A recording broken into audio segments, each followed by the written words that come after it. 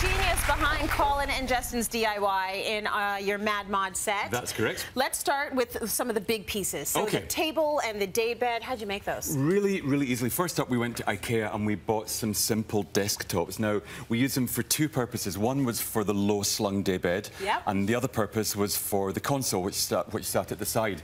Now, the key thing which we added are these incredible metal legs by Rebarn in Toronto. Now, these are so like the kind of things that you'd have found in the mid-mod period. Now, they're really gorgeous. I want you to think, what was that fabulous programme? Do you remember Bewitched? Yes. Yeah. Well, if you look around the set of Bewitched, everything was on a hairpin leg, so that really captures that period. And they're really easy to apply. They come sized to whatever you need. You can get small, medium, large. Oh, nice. And they just simply attach with screws. And it's a great way of taking a regular piece and making it a bit more exciting. Now, they also look aged. Don't they? I love that patina. Yeah, they really it's do. lovely. Now, for the little low-slung version, which was the daybed, we used these tiny little short legs. And conveniently, at IKEA, they have a sun lounger cushion, a long cushion, which sits neatly on top. It worked perfectly. Do you know, just a fortuitous coincidence, and it works really well together. So a great little way to make it your own. Very nice. Okay, moving right along, let's take a look at the lamp.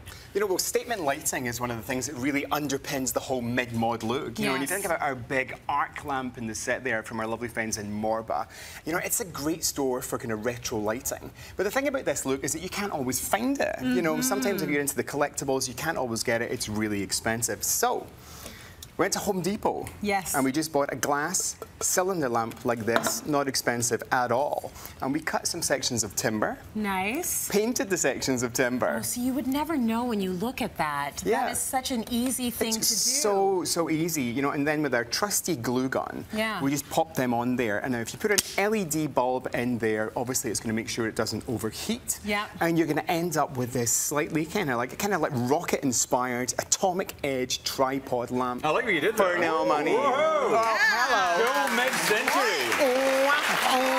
Rocket boy. Next up, a really simple artwork. Now, when you think of the mid-century modern period, you think of big statement pieces hanging really cool, large living rooms. So from Dessert, we found these simple art canvases. Now, you size these, obviously, to match your own project. But because we've got bags of space there, we went jumbo. Now, I love it in threes. A triptych is simply three pieces of something fabulous put together.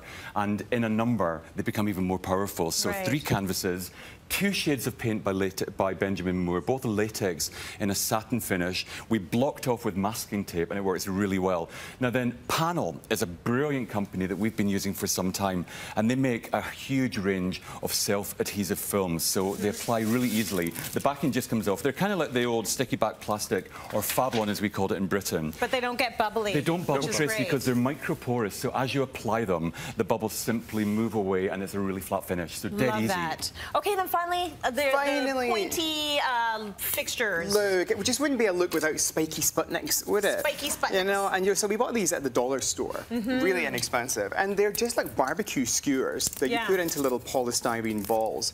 And the idea is that you just make up these wonderful kind of like spherical shapes. Did you have to think really hard about where you were sticking those in? Because it looks perfect. You got to be careful, you know, you don't want to take someone's eye out.